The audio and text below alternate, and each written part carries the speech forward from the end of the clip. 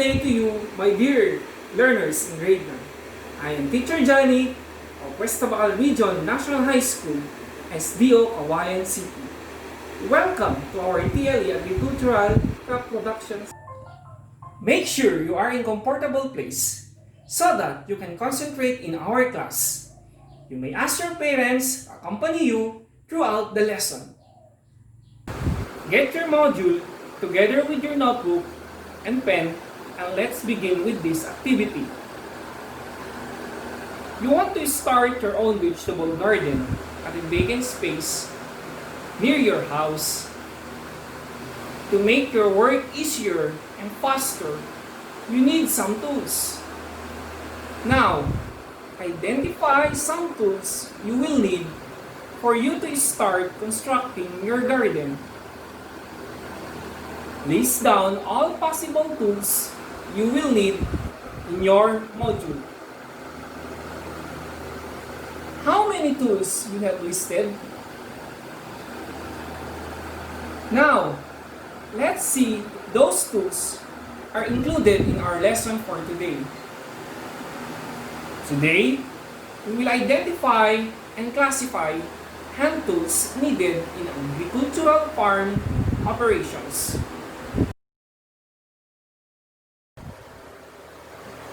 The availability of farm tools, implements, and simple equipment is one of the important factors needed to make work easier, better, and faster.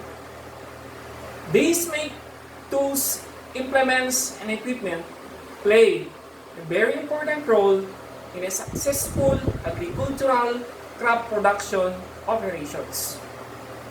However, their availability alone does not guarantee success in production if the farmer owner does not know how to use them. For the farmer or owner to perform agricultural operations successfully, she must have a good working knowledge of tools, implements, and equipment prior to use. The following are the farm tools classified according to use. For us to dig the soil and for us to construct garden plots, we will need digging tools. First, we have the crowbar. The so-called bareta in our local dialect is used for digging big holes and for digging out big stones, trees, and stumps. We have another tool, and that is so-called pick mattock. Pick mattock is used for digging canals, breaking hard topsoils, and digging up stones and tree stumps. Number 3, we have the grab hoe, or the so-called acerol in Tagalog. It's used for breaking hard topsoil and pulverizing soil. Another digging tool is the spade. Spade is used for removing trash or soil, digging canals or ditches, and mixing soil media. The fifth one is the shovel. Shovel is used for removing trash, digging loose soil, moving soil from one place to another, and for mixing soil media. Number 6, we have the spading fork. Spading fork is also used for loosening the soil, digging out root crops, and turning over the materials in a compost pit. So those are the tools we will need in digging the soil. Do you have any of those digging tools in your home? Now, let's proceed to the different tools we will need for cutting purposes. These are the different cutting tools. The first one is the bolo, or yung tinatawag natin itak. Bolo is used for cutting weeds, bamboo poles, and pegs used for construction and trellis. Number 2, we have the pruning shears. Pruning shears are used for cutting branches of planting materials and unnecessary, unproductive branches of plants. The third one is the axe. Axe is used for cutting trunks or branches of trees and bigger posts. Number 4, we have the knife. Knives are used for cutting planting materials, harvesting, and used in performing other operations in crop production. Okay class, those are the cutting tools.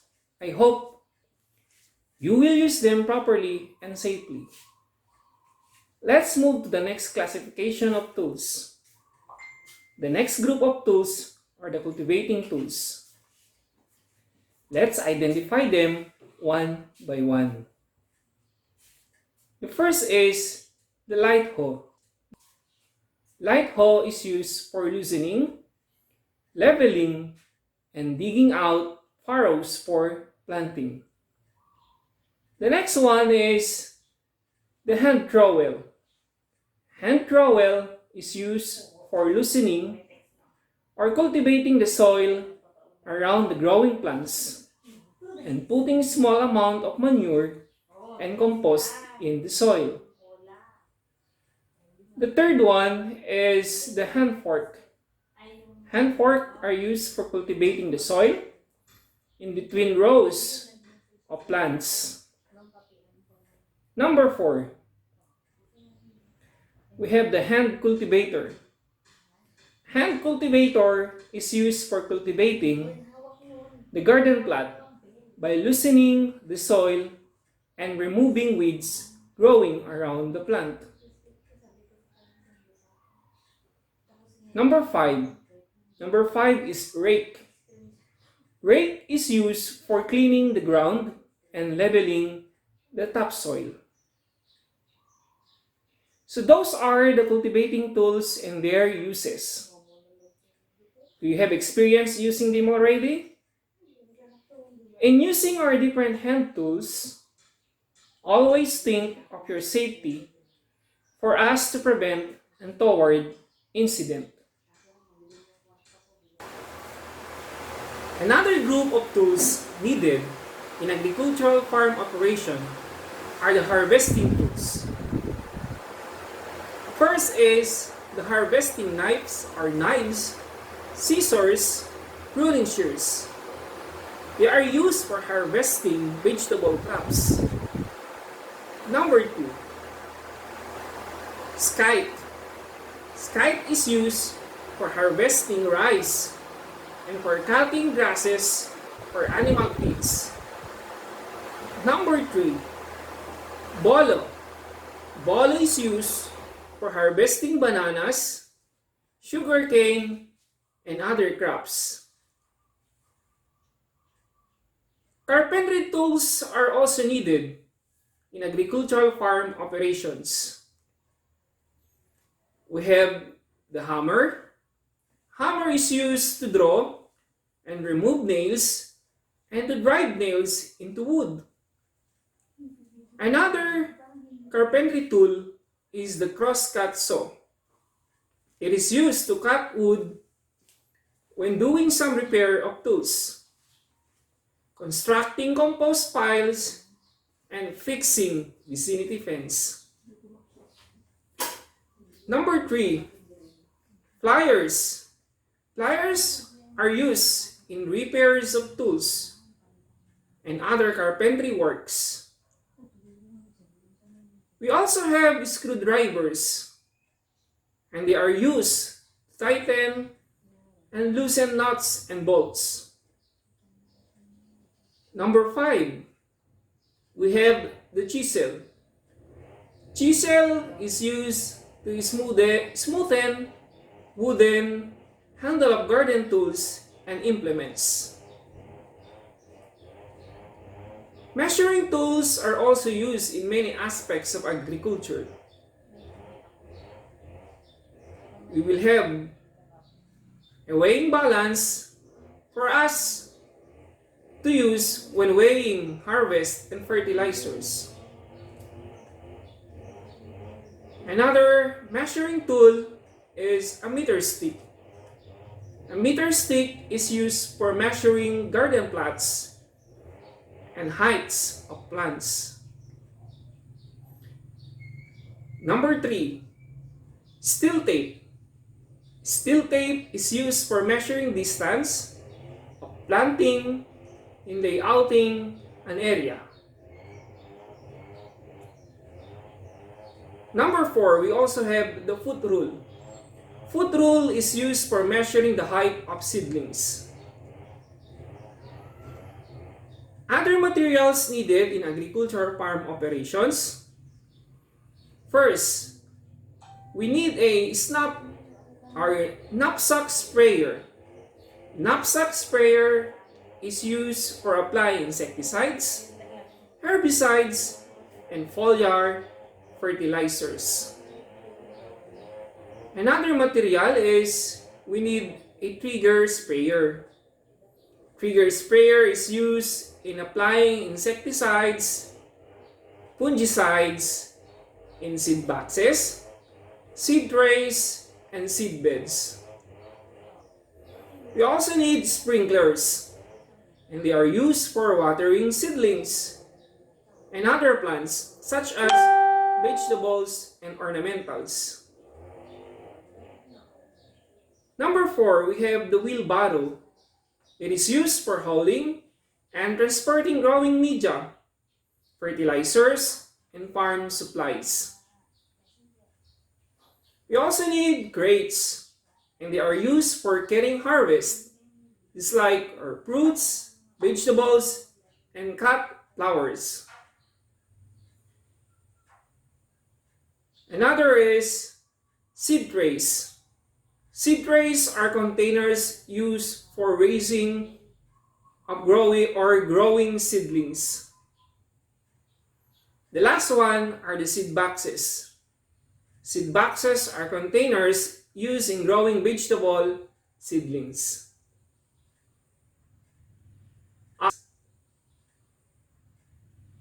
Okay class, let's have the recap. Crowbar, pick mattock, grab hoe, spade, shovel, and spading fork are classified as those are the digging tools. How about bolo, pruning shear, axe, and knife? Yes, they are the cutting tools. For us to cultivate the soil, we will need the cultivating tools. What are those cultivating tools again? Yes, we have the light hoe, hand trowel, hand fork, hand cultivator, and rake.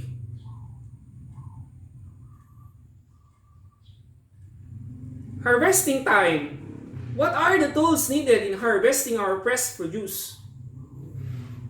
We have the harvesting knives, scissors, pruning shears, scythe, and also bolo. How about the needed carpentry tools in agriculture? What are those tools again, class?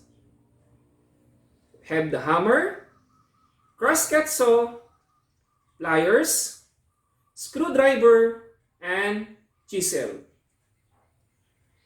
In agriculture, measuring is also involved. What are the measuring tools we need? We have the weighing balance, meter stick, steel tape, and foot rule. Aside from the previous tools we identified, we still need other tools and materials. What are those? Our knapsack sprayer, trigger sprayer, sprinklers, wheelbarrow, crates, seed trays, and seed boxes. And now, let's classify the tools according to their uses by completing the table below.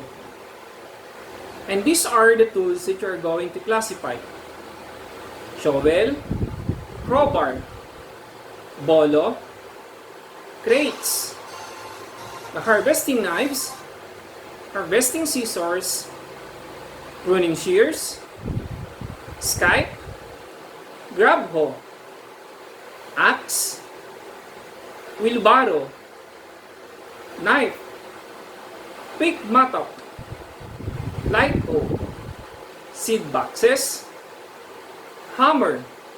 We also have crosscut saw, pliers, screwdriver, chisel, hand trowel, hand fork, rake, spade, weighing balance, meter stick, sprinklers, steel tape, foot rule, spading fork, snap or knapsack sprayer. We also have the trigger sprayer, hand cultivator, seed trays, and bolo. So we have here the table that you're going to complete. In the first column, we have the digging tools. Second column, we have the cutting tools. The third column are the cultivating tools. Fourth column are the harvesting tools. Carpentry tools for the fifth column.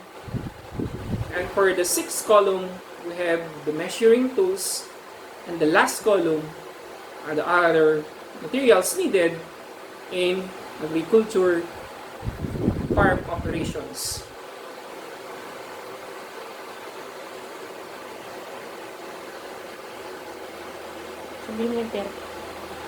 You have 30 seconds to answer or to complete the table.